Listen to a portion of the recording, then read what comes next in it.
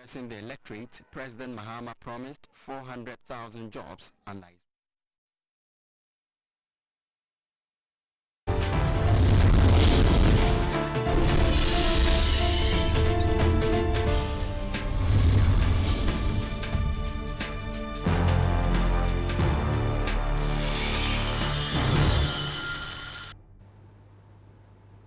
Hello, good evening and welcome to Business Focus, your weekly business and economic analysis program. Tonight on the program, former Deputy Governor of the Central Bank and NPP running mate, Dr. Mahamudu Bawumia, on Thursday painted a very gloomy picture of the Ghanaian economy, claiming that incumbent President John Mahama has presided over the worst economic environment since taking office in 2012. Well, today on the program, we'll find out from Ghana's Finance Minister, Seth Terkper, what the state of Ghana's economy is and whether or not there is anything to be hopeful about. We've got all this plus the very latest on the stock market plus commodities market. We've also got the mover segment all coming up.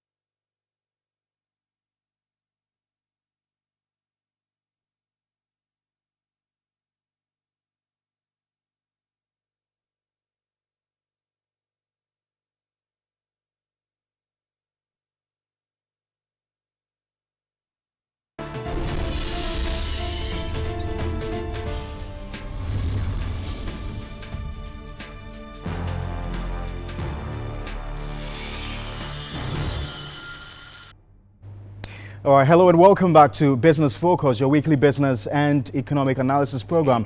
Tonight, we are grateful to be joined in the studios by Ghana's Finance Minister, Seth Terkper. Thank you very much, sir, for your time, and good to have you. Yeah, you're welcome. And good evening to your viewers and listeners. Right. You've been away for some time. Official duties?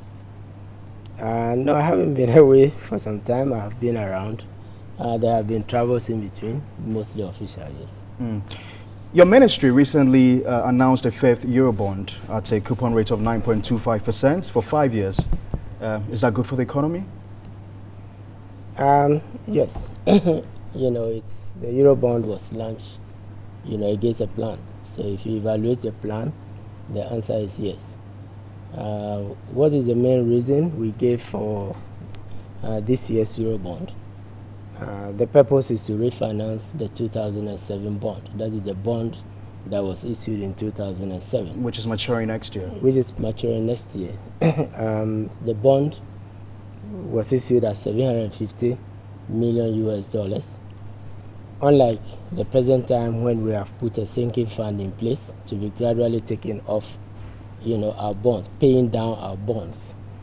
The structure was that we were to either pay off the bond at the end of 10 years or refinance it at the end of 10 years. If you waited to 2017, to pay it off, you know what it means to pay off $750 million. So your option is to refinance it. You don't wait until the year of maturity to refinance. In fact, we started refinancing, that particular bond, the 2007 bond, with the 2014 bond that was issued. So the 2014 bond was not all, new debt. In fact, approximately 230 or so, of that particular bond was used to refinance, the 2007 bond.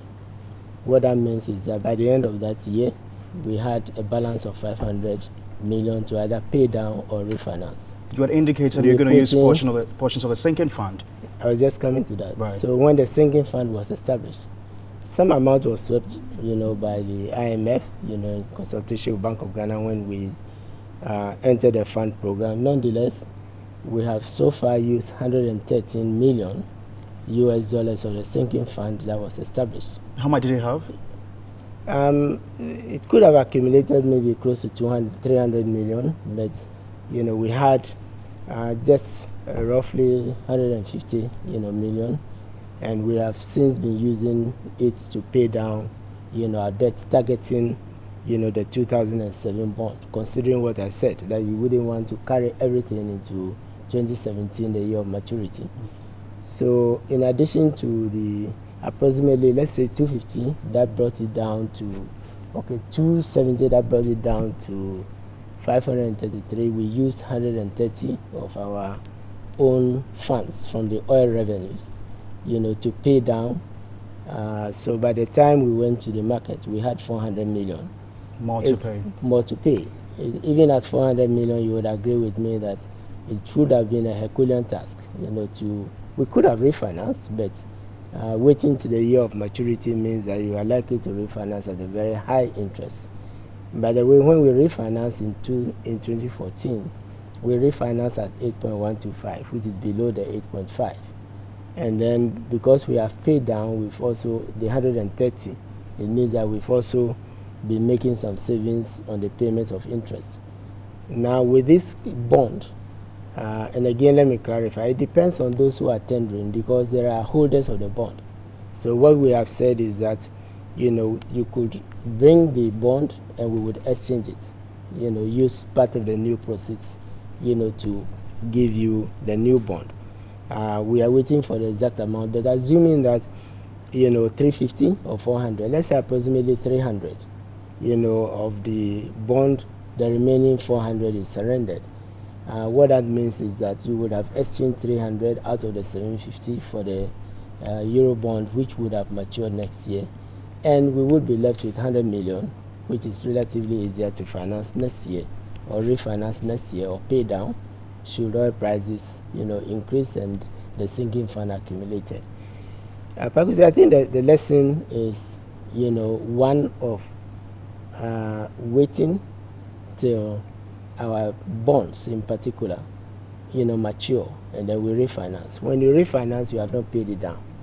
Well, Mr. Terkper, you'd agree with me that 9.25, although slightly lower than the initial 10.75, it's a bit on the high when you consider that interest rates in Europe are in the negative. Yes, that is a mistake. You compare yourself to the emerging markets, right? So and when you talk about the emerging markets, and we are even on the periphery of the emerging markets, you talk about the prime, countries in emerging markets being the BRIC countries. That is Brazil, China, South Africa, and Russia, and those are the emerging markets. So, and then we being on the periphery of that market, are in the lower middle income country group. When you come to sub-Saharan African countries, we are within the higher middle income countries, that is Kenya, Angola, and others. So the market is on one size. The fact that you have negative rates in Europe doesn't mean that you have negative rates elsewhere globally. All right. So yes, and so but the point I'm making is what you have removed is a rollover risk, and there are two results of waiting to take. That is the lesson. If you had waited to take the 750 million in addition to your financing needs for next year, you would probably be paying above 12%. Or perhaps even 15%. It doesn't matter whether the rate in Japan is sub-zero, or not. So under the circumstances, you've made the right decision. So we believe that from the experience of countries, because if we hadn't, the second option is that you would not be able to finance adequately, and you would have defaulted. All right. And the default is very severe. Okay, let's move forward. So have you succeeded in filling all the holes in the budget? What do you mean holes? I mean, of course, there was a hole that you need to fill. There was a budget.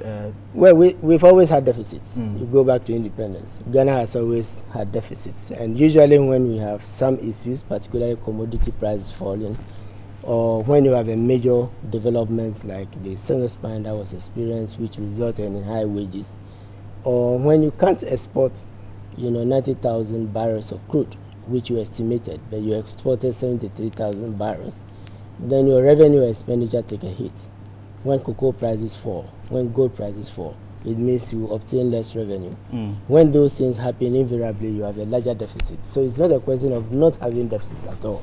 It's a question of the size of the deficit. Admittedly, the deficit target at the end of 2012 was high. But we have been bringing it down from approximately nearly 12%, if I would say, to 6.3%. That's almost half. We'll get there. So the answer to your question is yes. We are succeeding in reducing both the deficit, and also reducing the level of debt. Mr. Terkper, why has there been a delay in the release of the third tranche of the IMF funds? Well, the IMF tranches are released when they go to the board. So the delay is in going to the board. But I think let me take the opportunity to explain, to Ghanaians what happened.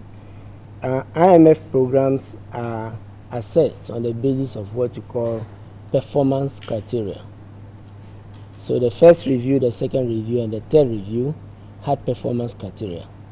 In the case of the first and second review, immediately the mission came and evaluated our performance criteria. In each case, we had one out of approximately 7 or 8 criteria that we did not meet. They went to the board. In the case of the third review, even though we met about 7 criteria out of 8, and there was only one nominal wage, even though the real wage was going down, for some reason, the IMF mission, decided that we should meet certain prior actions before they go to the board. So let's distinguish a prior action from a performance criteria. Okay. A performance criteria says you must, like the deficit figure I'm talking about, the debt figure, you must reduce your deficit, we met those. Now the prior action says after we have come to do the mission, we think that there are a few things which you need to do. There is a difference among experts as to whether some of the things that we were asked to do are structural to have become, performance criteria for the fourth review, because what they did was the third review. 2 examples. We were asked to take the Public Financial Management Bill, which is 111 clauses, and the Bank of Ghana Amendment Act 55 clauses for Parliament to pass before they go to the board. You would agree with me, I believe, that you have been a parliamentary correspondent, so understand what it means to pass 111 clauses. The Speaker has to table each clause and take a vote. Did they raise questions about the sort of figures you presented to them? I said we met the criteria. Did the IMF raise questions about the... I just said that we met the criteria, the Right. performance criteria.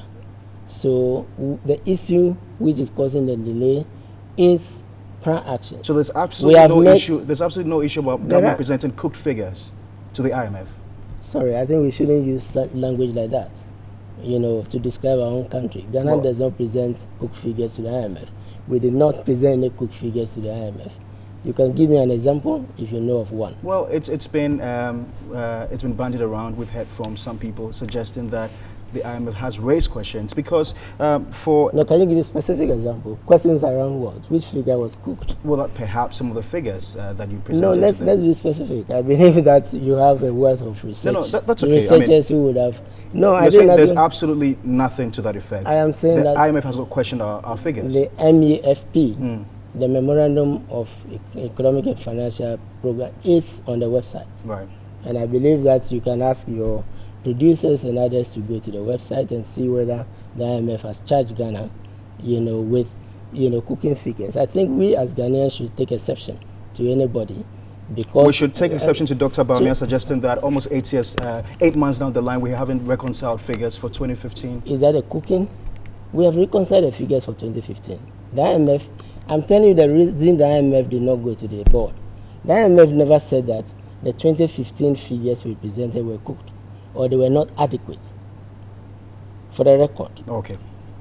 What has happened is that the IMF is on a basis of prior action, and I think that as Ghanaians, we know the sacrifice we are going through. We know the sacrifice from labor, to the man in the streets, to executives, through the austerity, and to suggest that having performed on the austerity, we are being charged. I have not heard that. And I think we should, collectively as Ghanaians. But the point I'm making is that the end 2015 figures were accepted by the IMF. They have not told us, that in fact, we have gone ahead to present a media review, which was based on May figures. The recent mission that the IMF did was based on June, figures, which we provided to them. Again, it's on the website. They have not told us. They have not questioned any of this. The only figure which is being debated as part of the prior action is whether the Bank of Ghana financing should be 0 or 5% as passed by Parliament. I think that is the only, if I know about any figure which is, officially, in debate, but none. It is not about our deficit. In fact, we were supposed to have a deficit of 7.3. The IMF reduced it to 7.1.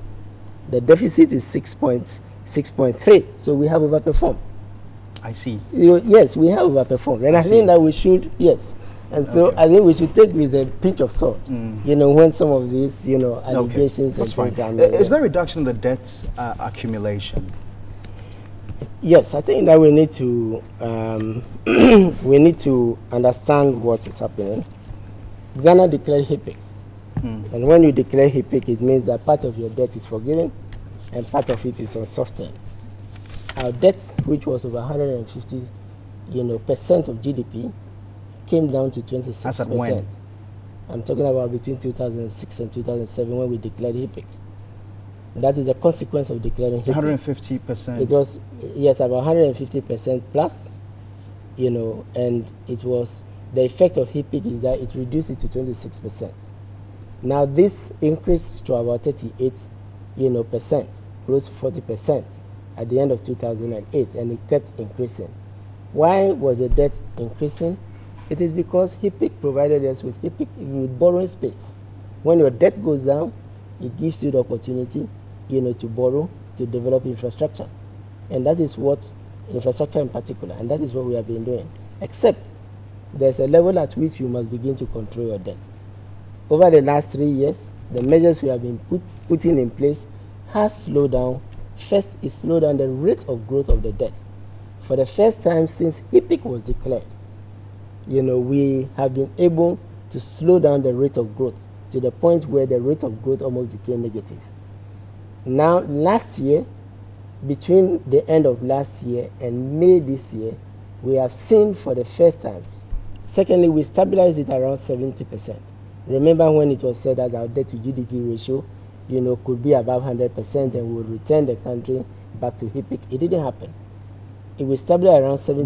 But we've been identified as a high debt distress economy by the 70%, IMF. not at 63%.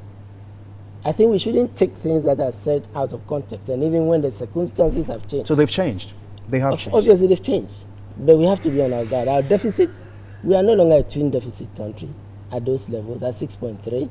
The next target is for us to be around 5%, and we are going to be around 5%. So what's the current debt stock? As at the end of May, it was 63% debt to GDP ratio. How do you come by that figure of 63%?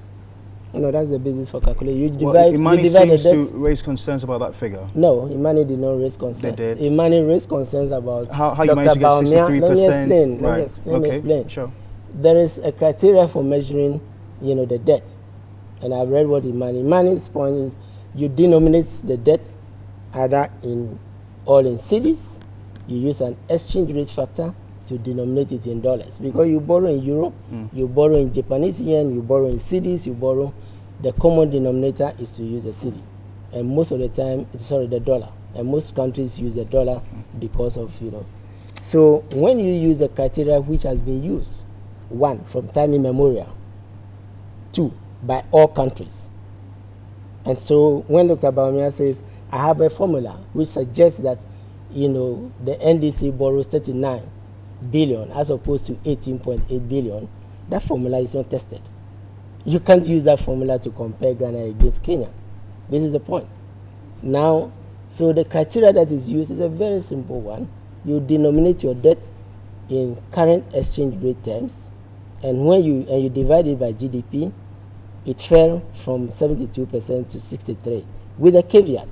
The year is not ended. What? So is that why you didn't use the Q1 figures and rather the projected figures for 2016? You always use projected figures. Why? No, you project your GDP. Dr. Bawumia essentially used the Q1 figures. Pardon? Dr. Bawumia used the... Why would you use Q1 figures and then... He didn't use Q1 figures. What Dr. Bawumia did was to use his basis for projection. And actually, this wasn't new. The basis on which Dr. Bawumia used was the basis for the debate in for the 2016 budget when we debated it, and we pointed out the flaw. Let me give you, you don't use your basis to calculate the numerator. It's debt to GDP. You don't use your basis to calculate the numerator, right? And then use the globally accepted figure, a basis, to keep the denominator low. You have to use, even if you have a basis, and granted that we accept it, you apply it to both. So when you accelerate, you use your basis to accelerate the debt, which is the numerator. You should use it to accelerate the denominator, and you would have ended up with the same result. So it brings us to... But let me give you the reasons. First of all, growth was sluggish. Growth has started going up. So with growth going up, the denominator has started to increase. We were focusing on the numerator, slowing it down, the rate of borrowing. But with the decline in growth, but which is now picking up, it means growth has entered a positive territory. And that is contributing, to, the product. So you're talking about differences in methodology here. Is that the case? I'm saying that the basis that was used, by Dr. Bawumia. Let me give you an example. Does that erode the substance of his argument? It does. It does? Let me give you, Okay. let me give you a particular example. Dr. Bawumia estimates that the NDC had borrowed 38.9 or 39 At the end of the year, it could go up to somewhere about 42. Fine, except that the GDP of Ghana is currently around 40, in fact below 40. Estimated to go up again? Wait a minute. So I say it's around 40. Okay. If he says that we have borrowed, the borrowing alone, let alone the debt stock that was brought forward, including the NPP debt that was brought forward, has not been added. It means that the debt to GDP ratio is not 70, it's 100%. Because if you borrow 39, the borrowing alone should make it 100%. So if you divide 39.9 by 40, which is approximately 40, 39.9 is approximately 40, it means the debt ratio is 40. This is the point I'm making. That even though he accepts the 70%, he uses another basis to convince Ghanaians that we are borrowing too much, and in the process creates a fallacy. The fallacy where the debt to GDP ratio of 70 he is quoting by his own methodology, 39.9% of 40, approximately over 40, is 100, not 70. Secondly, if you were to add the debt stock, that means that if you were to add, and granted that the debt stock itself was just his 9%, which he said in 9 billion, you are at 47 billion. 47 billion divided by 40 means that you are back to about 150, percent of GDP. Two things can either happen. Either the NDC, because if you take 70 of 40 is 28. The NDC has performed remarkably well by reducing the debt, according to Dr. Baumia's calculation, from over 40 billion to 28 billion. Remarkably well? Of course, remarkably well. Because how could we started with the Eurobond. You see the effort it took to refinance, even 400 million. So if you were refinance, if you pay down or refinance a debt, right, of 28 billion minus, let's say, 48 billion, that's 20 billion. That is the extent to which I'm saying that that would have been, I don't think even the advanced countries are able to reduce their debt. It seems to suggest also that the NDC has had much more resources compared to the 8-year tenure of the NPP. It only shows better effort by the NDC, which is why the NDC should be returned to power. Is there anything wrong? Of course. Is there anything wrong? So, so that's a truism. Excuse me. That's a truism. Excuse me. Let me push the point. We all say expand the tax base, don't we? Right. The essence of saying government should expand the tax base is to make sure that you have enough resources for development. You borrow less. So I don't understand for an economist to charge us for the effort in mobilizing resources. Well, in fact, I guess the point is that there's very little to show for it. Excuse me? His point perhaps is that there's very little to show for it. I thought that you were repeating the point. I thought the president has shown that clearly. And it's up to Ghanaians to show. The president has gone. Let's compare GDP growth under the NPP and under the NDC. Again, this is another area where Dr. Bawumia picked a single figure, 8.4, compared it to our low, 4.6, not the peak 14%, and said that they performed well. You claim you've done better? Of course, yes. If you do on average terms? I think it has been proven in my mind that if you do the average, then this is growth. But that's unfair because many had said, and it's a truism also, that your growth was oil-fueled. No. If you took, we have two calculations, right? Growth, in fact, growth, non-oil growth is higher than the oil-inclusive growth. In both cases, they are higher than NDC's performance. You have a better case. Of course, yes. We've proven, we've shown it. I'm saying that we've shown it, and again, that shows the selective use of information by Dr. Bawumia. He seems to suggest, for instance, that Ghana's GDP has shrunk by 5% in US dollar terms under President John Dramani Mahama. Again, it's selective. And that is being supported by Imani. They're saying that this is roughly accurate. World Bank data suggests a fall from $47.8 billion in 2013 to $37.9 billion in 2015. In real terms, this exceeds the 5%. Yes, of course. But you see, you don't do economic the Imani that you rely on so heavily. Of course, yes. Yeah, but they seem to support I just said they made a fair point. Okay. And being fair doesn't mean the person agrees with you all the time. Okay. Right? Okay. Being fair doesn't mean that the person agrees with you all the time. If you manage an economy and every aspect of your performance is positive, there's something wrong. And that is what Dr. Bawumia attempted to show. But when you draw the curve... Excuse me. Okay. That's what he attempted to show, that in almost every index that he showed. And because it was wrong, he had to force using his own methodology instead of the globally accepted, methodology. But I think it's important to talk about the prospects. What have we done? We have been investing, for example, the resources our IDA resources in the partial risk guarantee, which is a guarantee that is going to help independent power producers, for example, offtake the gas, when Tenfield and Sankofa, fields come on stream. Is this going to lead to growth? I think we should be talking about programs. And we are already seeing that some of these policies, including the emergency power, which resolved the 2.5 years of disruption in gas supply. This is the first time in the nation's history that for 2.5 years, as a result of the rupture, of the pipeline by that pirate ship.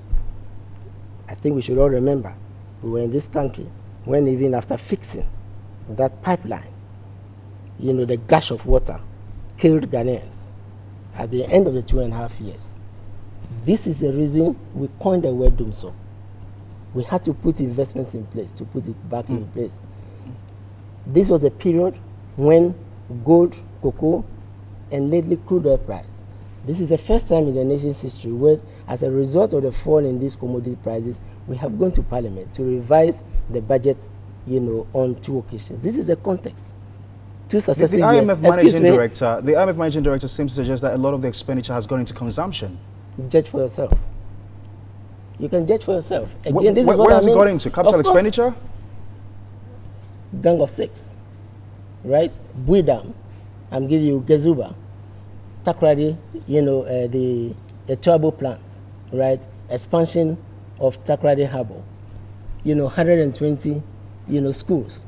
Are these consumption? So why are you paying a lot more interest? Excuse me, are these paying a lot more on interest? It is a global trend. I just pointed to... Because one of your arguments for the increase in borrowing is to fill what you term, in your own words, the huge infrastructural gap.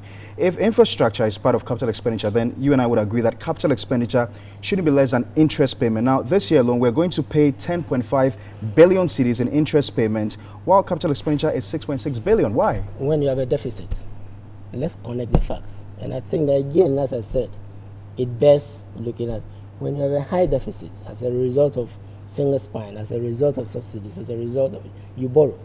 When you borrow, you pay interest. As we bring down the debt and as we bring down the deficit, the interest goes down. There's nothing static. This is the reason. This is the primary reason. And that is why you put a policy, the homegrown policy, to bring it down. So I don't think we should just be saying things out of context. So I am telling you, I have just given you a few examples of capital expenditure that we have. And I think, again, as Ghanaians, we shouldn't be parroting just because somebody said it. I know that the managing director of the IMF has credibility. Somebody wrote that script. The same managing director of the IMF was in Kigali, wrote a script, and he was saying that there was a risk in homegrown policies. Risk in homegrown policies for countries making an effort to do a correction on their own. By the way, that homegrown policies that we did together with African Development Bank was the one that we used to negotiate the IMF program. I think that we should sometimes, look critically at some of these things. But I think the important thing is, what are we to do as Ghanaians?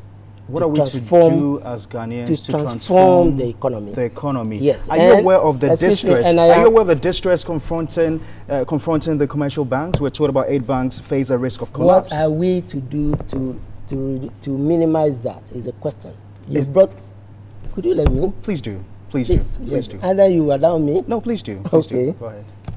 On that particular point, what are we to do?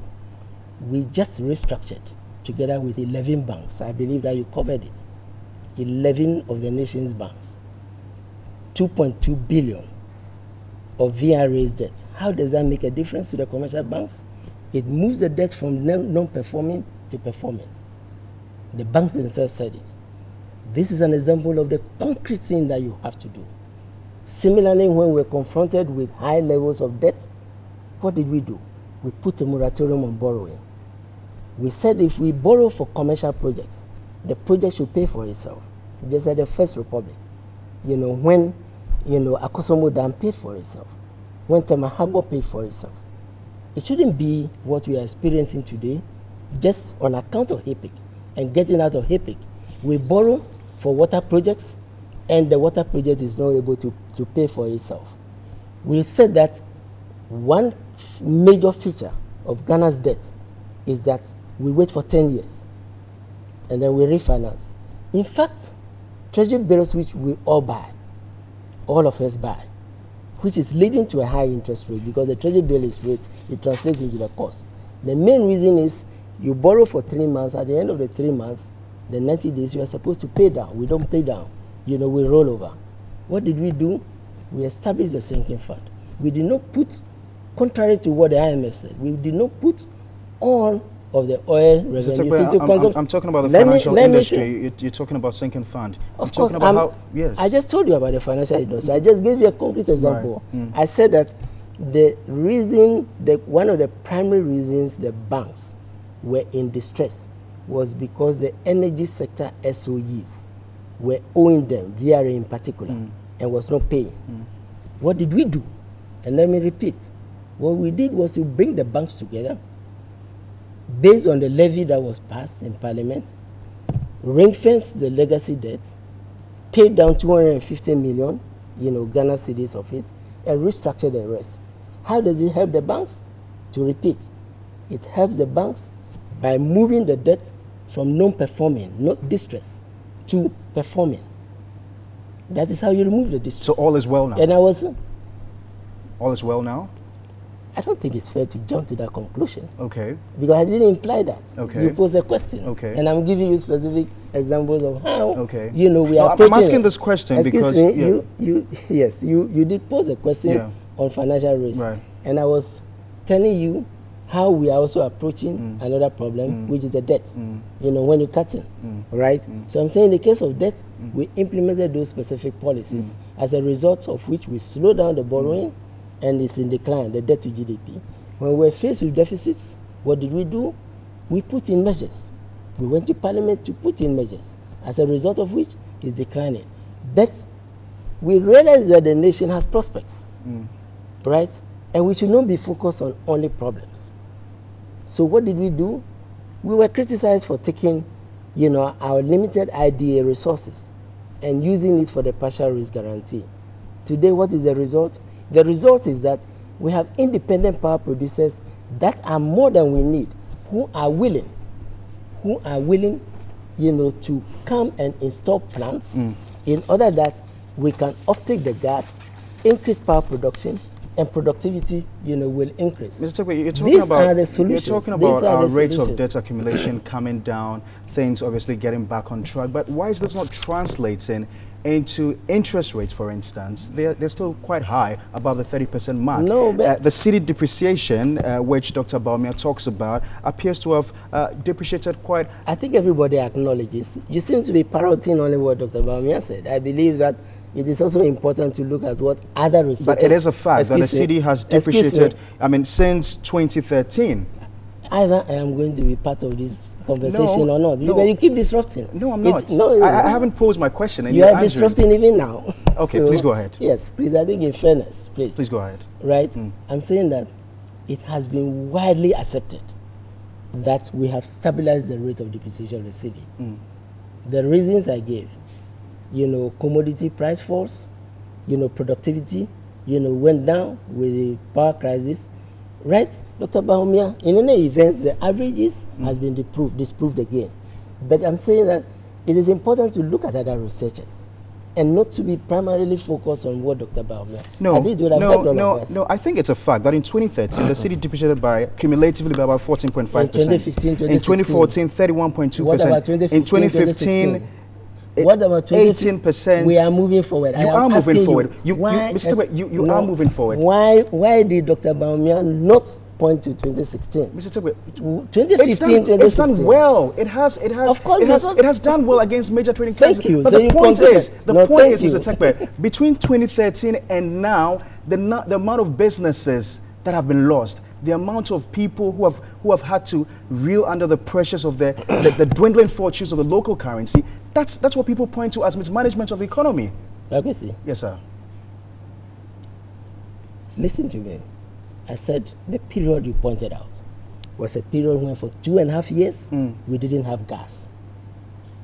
I said when it was repaired, even Ghanaians died to market that event. Should it have an effect on the economy?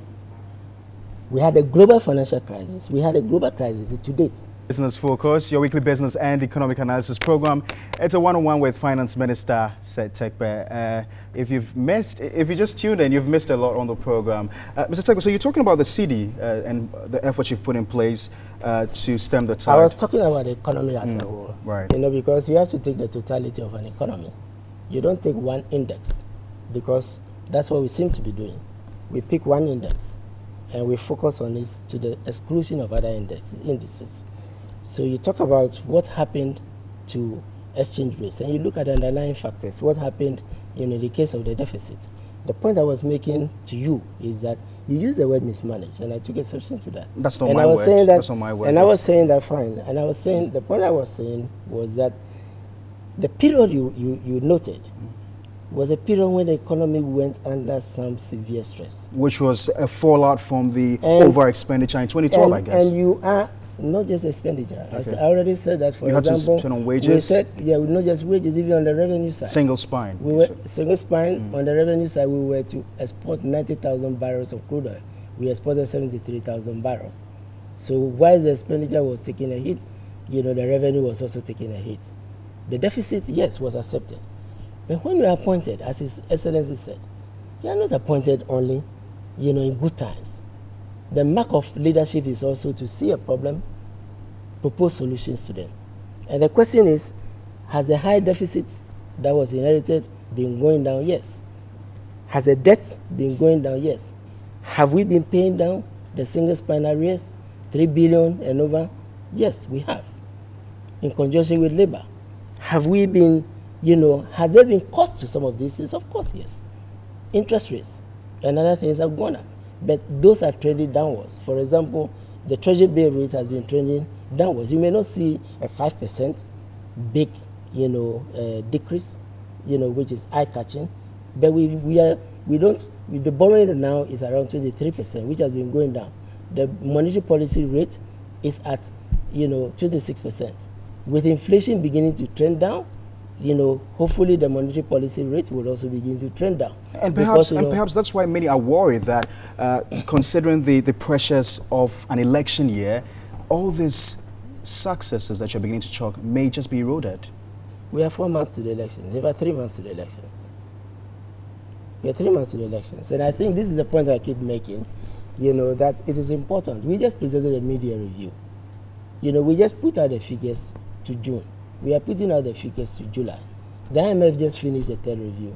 The IMF has been in town to do a follow-up of the third review. I don't think today the IMF has said that we are overshooting. Because, remember, this was a point His Excellency himself addressed in the State of the Nation address. And when he said that our election years, not just NDC, not just NPP, of course it's the two who have been in power, has been marked by the international community, have marked it as a period when Ghana goes on a spending beach. And he said, we have to put this behind us. And that is what we are the president is on record to have said that in 2012. And that is He's on record to have said that in 2012. The president took over when? Yes, before the elections. And he did say what? He said that they were not going to overspend. Which quote? Because by then we knew single spine and others had. I didn't hear the president say that. Because we knew then that the single spine subsidies and everything. In fact, that was why the president made few promises, during that election. And he's actually promised not to promise again. Of course, he came back. Well, he promised not to promise again. Remember, with respect to, the gas. Okay. Yes, okay. The very thing I'm talking about. Because he was told, by West Africa Gas Pipeline at the time, that it will take 3 months to fix the project, not 2.5 years. Because we would have put the emergency power in place early if we knew it was going to be 2 years. 1 year on into his administration, when he realized that this was taking place, that's when the emergency power was. Mr. Terkper, what's the extent of domestic arrears? Because contractors are still complaining that they're not being paid. Let me address, this issue. We have paid down quite a significant amount of arrears, and we are paying down some arrears. But I think we are a country where, first of all, ministries, departments, and agencies should spend within their budget. We go to Parliament with a budget, and we defend the budget. every ministry, department, and agency. And that is what leads to the election year and other over expenditures. That is what leads to the deficit, because you are spending more than you can earn, right? So living within the budget, what are we doing about it? That's the GIFMIS project. The GIFMIS project is making sure that we put the estimates in the budget electronically, and right now all releases are done electronically, which means that if you do not have a budget, you cannot spend. So how much of the arrears have you cleared? Excuse me, I don't have the exact figures here. If the synopsis had included it, I would have brought a figure. I don't have it off the top of my head. But I think it's also very important for contractors to do due diligence, one, to make sure that ministries, departments, and agencies have the budget for the contracts. But more importantly, we also have the situation where some contractors say, I can pre-finance a project, right? And when the nation goes through certain difficulties, it becomes difficult. I think it is important, that both parties, government and contractors, what we are doing, again, as part of the controlling of the budget, which I was talking about, the electronic processing, we are going to be putting contracts on the GIFMIS system, such that without a budget, you cannot even process a contract. Mr. Your government, I'm saying that we do have problems. Your government, with you as finance minister, has been accused of slapping too many taxes. Taxes on cutlasses and what have you. Indeed, the NPP running mate, Dr. Bawumia, says when they come into power, corporate taxes shall be reduced from 25% to 20% in an NPP administration. He says capital equipment will be tax-free, VAT on imported medicines not produced in Ghana will be abolished, VAT on domestic airline tickets will be abolished, VAT on SMEs will come down from 17.5% to 3%. If it's that easy to do, why are you not doing it? Who said the management of an economy is easy? You can ask him whether it's easy, and let me tell you the reason why it may not be easy. You think it's blowing hot air? No, excuse me, let me tell you, that's judgment, I don't want to assess, but let me tell you why it may not be so easy. We have the common external tariff. Ghana no longer determines its VAT rates on its own. Ghana no longer determines its import duty rates. Ghana no longer imports. The import-based taxes are part of the common external tariff. For you to change some of the things that you are saying, you have to bring the 15 countries along. You know how long it takes to negotiate a common external. In fact, the common external tariff is not new. We had a harmonized tariff system, which customs was implementing, which was for NDC1 through the NPP administration. And therefore, for anybody to say, I can do this, I can do that, that is one. Secondly, I think that we have, as a nation, been bringing down corporate income tax rates. And if I have the opportunity, we will bring it down to certain realistic levels. But I think even as we read the international media, we are within ECOWAS. We must see what is going on, for example, between Ireland, and Apple within a EU context, whether one country can unilaterally do certain things, where Ireland, for example, reduces taxes to 12%, and the EU is taking issue because you are part of a community and you cannot use your country. Let me give you another example. Around about 2007, 2008, Ghana moved to become a financial center. I've heard it said recently that the NDC administration, sabotaged that policy. We did not sabotage that policy. The way that policy was handled led to Ghana being blacklisted for money laundering. And we had to take laws to parliament. As we speak today, Ghana is being monitored as a country. So it was not sabotage? It wasn't sabotage. But I'm saying that if you hasten with certain policies, that is the outcome. That is because the regulatory framework that was required to put that in place wasn't put in place. And by 2009, Ghana was being blacklisted. In fact, excuse me, Ghana was going to be monitored as a tax haven as a result of those tax policies. But let me address a point. What we have been doing is not just increasing taxes. We all say we must widen the tax base. Back we had an Income Tax Act. That was a 2000 Act, 1998 to 2000. We had a VAT Act, which was a 1998 Act. We had a Customs Act, which was in fact a 1985 Act. On the PFM front, we had a Loans Act that was enacted in 1970. is there something wrong with bringing these taxes, closer to the current situation?